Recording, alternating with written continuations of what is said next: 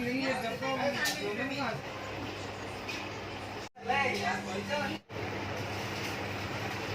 का ये लो।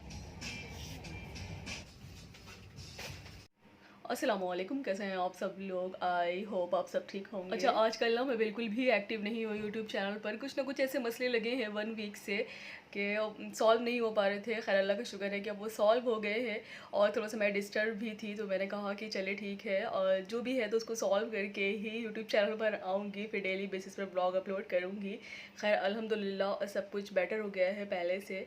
तो अब अपना 100% ट्राई करूँगी कि डेली बेसिस पर वीडियो बनाऊँ एंड अपलोड करूँ। क्योंकि होता ऐसा है कि जब आप अपना यूट्यूब चैनल स्टार्ट करते हो ना, तो सेम लाइक जैसे कि एक जॉब होती है ना, तो इसी तरह से यूट्यूब चैनल भी है, ये सेम लाइक हमारी एक जॉब होती है। डेली बेसिस पर हमें इस पे काम करना होता है। अगर आप टाइम पास के लिए यूट्यूब चैनल स्टार्ट करते हैं तो फिर तो कोई बात ही नहीं है, आप अपलोड करो चाहे ना करो, तो उसमें कोई मसला नहीं होता है। बट अगर आपको ग्रो करना है अपना यूट्यूब चैनल, इसको आगे ले जाना है, तो डेली बेसिस पर तो आपको वीडियो अपलोड करनी ही पड़ेगी जब तक आपका चैनल ग्रो नहीं हो जाता है। अच्छा, आज मैं आई थी क्रॉकरी के स्टोर पर, और ज़्यादातर क्या होता है ना कि जब भी मुझे क्रॉकरी लेनी होती है तो यहाँ पर रमीज़ मार्केट है, बहुत बिग एरिया में मार्केट बनी हुई है। मतलब 1 टाइम में आप विजिट कर ही नहीं सकते हो।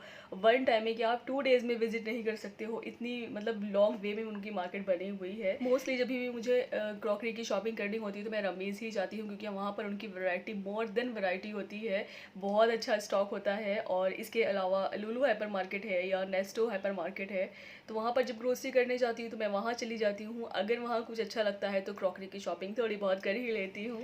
अभी हस्बैंड को टाइम नहीं था और वो मुझसे बोले कि चलो ठीक है, मुझे तो टाइम नहीं है, मैं नहीं जा पाऊँगा, उनकी कुछ मीटिंग्स चल रही थी आजकल। तो मैंने कहा चले ठीक है, आप मत जाइए, मैं अकेले चली जाऊँगी। तो पास में जो है वो मेरे घर के जस्ट बहुत पास ही में है, मतलब वॉकिंग डिस्टेंस पर है, क्रॉकरी स्टोर है। मैंने बहुत दफ़ा जो है ना वो आते जाते देखा हुआ है, तो क्रॉकरी जो है उनकी मुझे वहाँ पर बहुत अच्छी लगी, बट आज तक मैं वहाँ पर गई नहीं। तो मैंने कहा चलिए ठीक है, विजिट करती हूँ जाकर। और मुझे शॉपिंग भी करनी थी क्रॉकरी की, तो मैंने अपनी फ्रेंड से कहा कि हस्बैंड को तो टाइम नहीं है, तुम चलोगी, तुम्हें टाइम है? तो मुझसे बोली कि हाँ बिल्कुल टाइम ही टाइम है यहाँ पर। तो फिर हम दोनों चले गए थे। अच्छा, ये जो क्रॉकरी का स्टोर था ना, तो ये इंडियन स्टोर था, उनके बाहर शॉप पर मेंशन था कि ये इंडियन स्टोर है क्रॉकरी का। तो मुझे सबसे ज़्यादा खुशी यही हुई कि चलो ठीक है, इंडियन स्टोर है, और जाकर देखूंगी कि क्या इंडिया की न्यू वैरायटी आई हुई है, क्या क्रॉकरी आई हुई है। जितना भी क्रॉकरी का इनका कलेक्शन था ना, तो वो ऑसम कलेक्शन था, मुझे तो बहुत ही अच्छा लगा। मुझे लग रहा था कि मैं यहाँ से क्या क्या शॉपिंग कर लूँ, बट मुझे जो भी मेरी ज़रूरत की चीज़ें थी या मुझे जो भी क्रॉकरी में लेना था तो मैंने वही शॉपिंग करी।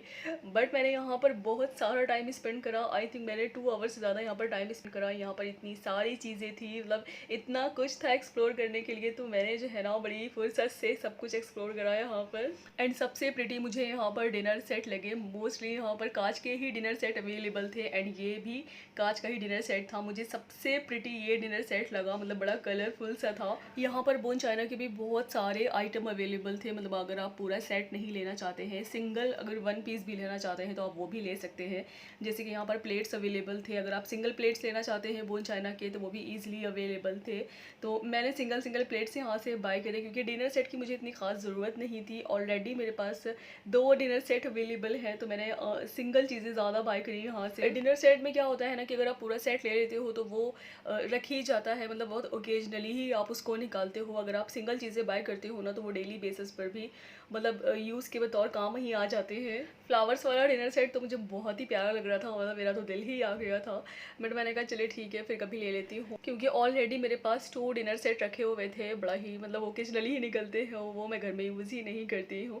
इसके अलावा ये यहाँ पर नॉन स्टिक के यहाँ पर सारे आइटम्स अवेलेबल थे, सिंगल भी थे एंड पूरे पूरे सेट भी अवेलेबल थे। जैसे कि ये पूरा सेट अवेलेबल है, एंड ये सिंगल पीस यहाँ पर अवेलेबल था। ये नॉन स्टिक की जो कढ़ाई थी ना, वो क्वालिटी बेसिस पर बहुत अच्छी कढ़ाई थी, एंड इसके प्राइस भी जो है ना वो थोड़े से हाई लेवल पर ही थे, क्योंकि इस तरह के जो ग्रोसरी स्टोर होते हैं ना, तो उनके जो प्राइस होते हैं तो वो थोड़े से हाई लेवल पर ही होते हैं। एंड यहाँ पर प्रेस्टीज के भी आइटम्स अवेलेबल थे, जैसे कि ये प्रेस्टीज का तवा था, तो ये भी अवेलेबल था। एंड बहुत सारी चीज़ें यहाँ पर प्रेस्टीज की भी अवेलेबल थी। एंड प्रेस्टीज जो है ना वो इंडिया का जाना माना ब्रांड है।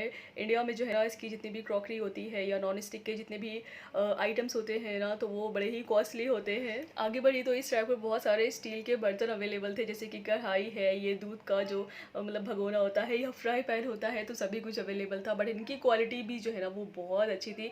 हैवी क्वालिटी पर सारी चीज़ें यहाँ पर अवेलेबल थी। अच्छा, कांच का जो है ना वो मैं जग ढूंढ रही थी, बट मुझे कांच का मिला नहीं। यहाँ पर ये सारे फाइबर पर अवेलेबल थे, बट ये भी बहुत अच्छे लग रहे थे। फाइबर का मुझे लेना नहीं था, कांच का मैंने बहुत ट्राई करा, बट यहाँ पर आई थिंक ख़त्म हुआ था। मैंने पूछा भी तो वो बोले कि इंडेक्स स्टॉक में जो है वो आ जाएगा, आपको इजीली मिल जाएगा। एंड ये यहाँ पर बहुत सारी पानी की बोतलें अवेलेबल थी, यहाँ पर स्टील की भी अवेलेबल थी।